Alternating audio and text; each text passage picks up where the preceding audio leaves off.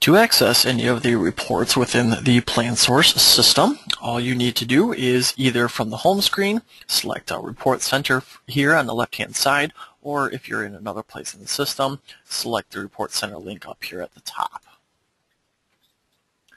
Now you can see that we have three different types of reports here. We have plan year reports, general reports, and change history reports.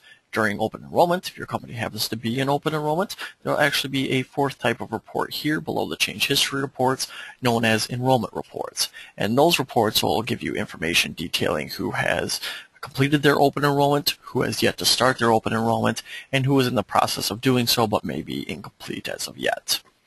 So the first type of report we have here, the plan year reports, those are very much predefined reports. The choices that you have and the options that you're presented with are very much hard-coded within the system. They're very much a what you see is what you get type of report. Whereas with the general reports, these have specific themes here, but they are much more user-defined and customizable as far as the options that you have and the data that you're able to pull, and you can even save your customized reports to run as of a later date as well.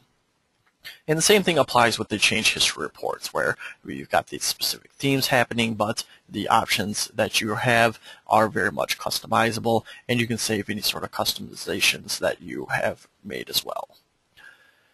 And if you do happen to find a report that you like and you want to run or would find even useful, we do have several different run options, as well as a scheduler also.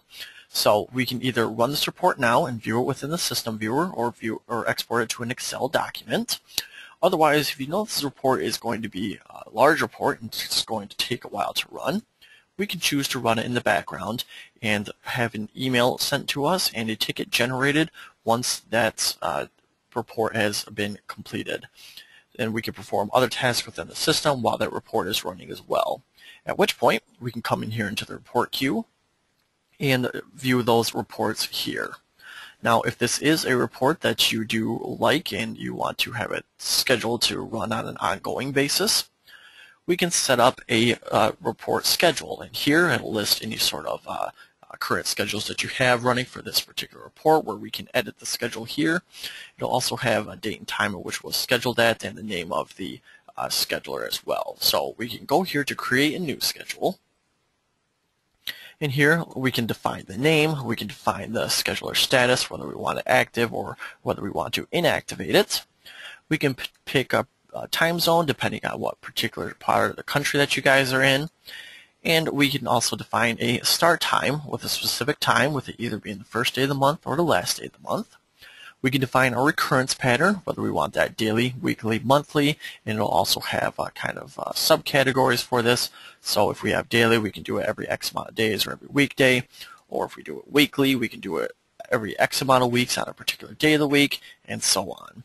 We can also define our range of recurrence with a start date, with either having no end date, ending after X amount of occurrences, or ending by a specific date, and we can also define the time at which we want it to run as well.